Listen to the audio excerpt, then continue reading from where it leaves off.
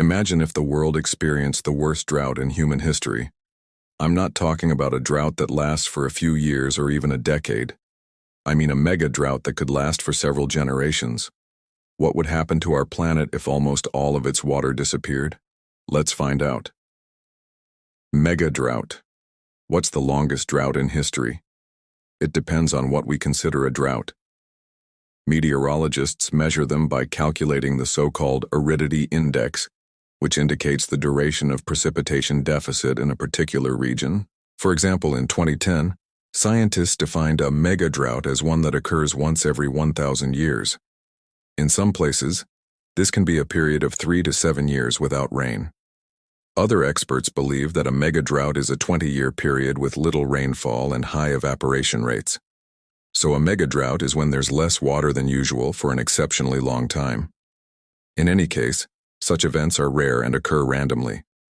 Until recently, it was believed that this could only happen in certain regions, but now scientists have concluded that the entire globe can experience a mega drought. How is that possible? Here's where climate change comes into play.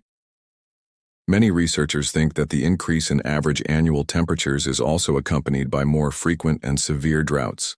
For instance, in 2022, peer-reviewed research was published confirming that the most recent mega-drought in the western United States, which began in 2000, is indeed the worst in 200 years. And this is happening at the same time that demand for water in the region is growing exponentially. This suggests that the next time the American Southwest experiences a mega-drought, it could be far worse than the last one. But that's not all. Human activities are also contributing to this problem. Deforestation reduces the amount of water vapor in the atmosphere, which eventually falls to the earth as rain. Without trees, the water cycle slows down, and this can lead to a drought. On top of that, in many countries, water is simply wasted. About 40% of freshwater withdrawals worldwide are used for agriculture. However, modern farming methods require large amounts of water and often end up depleting underground aquifers. In some places, people use more water than can be naturally replenished. That's why in some regions wells run dry, rivers shrink, and lakes disappear. Water management is poor in many parts of the world, and during droughts, water shortages become especially acute. What will happen if there's no rain? When water shortages arise, the first thing to feel the pinch is agriculture. According to Food and Agriculture Organization data, droughts reduce crop yields by 30% on average. Some plants, however, suffer much more. For example, a lack of moisture reduces corn production by as much as 60%. As a result, people will start to feel hunger pangs. In 2011, the UN estimated that 35 countries were facing serious water shortages, including the majority of African nations, China, India, and all countries in the Middle East and North Africa. A survey conducted by the World Bank found that 88 million people around the world were at risk of starvation. But that was just the beginning. Droughts tend to get worse year after year. The situation can get so dire that crops may fail completely. If there's no rain for several years in a row, farmers will have to abandon their fields. This means they won't be able to sell their produce and earn money. Consequently, the number of bankruptcies will grow and prices at grocery stores will soar. The shortage of affordable food will affect everyone, but the poorest will suffer the most. They'll have to switch to cheaper foods, which will likely be imported from drought-resistant regions. But those regions don't grow enough food to feed everyone, so the price of basic goods will still be very high. The result will be mass starvation. And that's not all. Crop failures during a prolonged drought will lead to a shortage of fodder for livestock, which means that meat will become a rare treat. Of course, some animals will survive. Pigs, sheep, and cows adapted to dry climates will do well. These include the Nigerian dwarf goat, the dromedary camel, the red Sindhi cow, and the Kalahari red-billed oxpecker. Meat from these animals will be highly valued, but they aren't very prolific, so they won't help solve the food shortage. As soon as people realize that the drought isn't going away anytime soon, they'll start looking for ways to adapt. This is what happened in 2011 in the Horn of Africa. That year, the worst drought in 60 years hit the region, causing crop failures and famine. But local farmers managed to adapt. They started planting drought-resistant crops and raising new breeds of livestock. Today, thanks to these measures, the situation has stabilized, at least for now. Will we fight over water? Climate change is increasing the frequency and severity of droughts, meaning that soon water may become a strategic resource. Conflicts over access to this vital resource already exist in some regions, and things could get much worse. In 2025, water scarcity will likely spark wars between individual countries too. Take, for example, the Nile River, which flows through 11 countries from Uganda to Egypt. The Egyptian government is planning to build new hydroelectric power plants and reservoirs on the river, which will reduce the amount of water flowing to Sudan and Ethiopia. It's already happening. After Ethiopia began building a dam on the Blue Nile in 2011, the amount of water available to Egypt decreased by 25%. Cairo responded by reducing its electricity imports from Sudan and selling its share in the Renaissance Dam to the private sector. Such actions will definitely spark conflict in the future. The International Water Management Institute predicts that by 2050, 48 countries will face water shortages.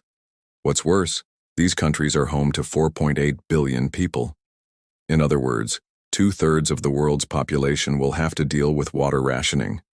If people don't know how to manage the crisis peacefully, they'll be forced to flee their homes. Mass migration will cause refugee crises and make overcrowded cities even more crowded. Many researchers believe that droughts contribute to social and political chaos, which then leads to survival-based conflicts, armed rebellions, and coups.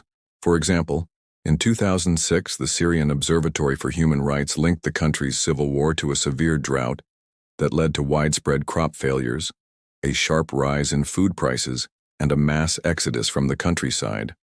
And while experts debate whether or not there's a connection, it's clear that a large-scale drought could destabilize the entire world.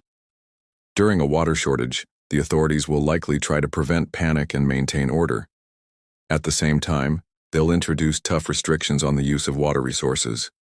You won't be able to water your lawn or wash your car. You'll probably be allowed to use water only for basic needs like drinking and cooking.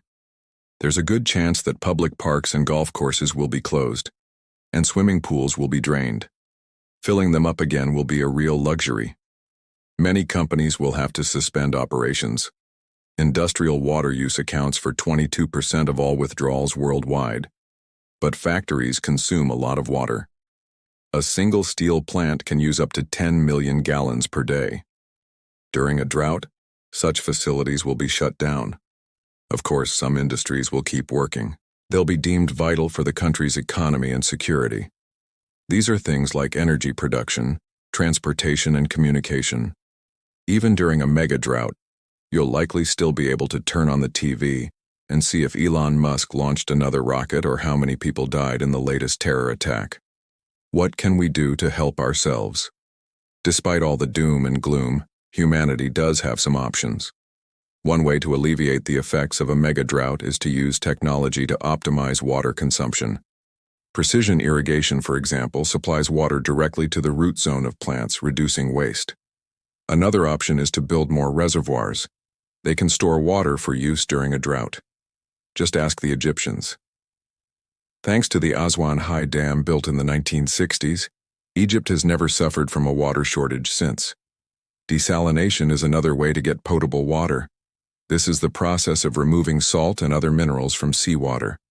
Desalination plants are already operating in many countries, including the US, Australia, Saudi Arabia, and Singapore. But this method requires huge investments and a lot of energy.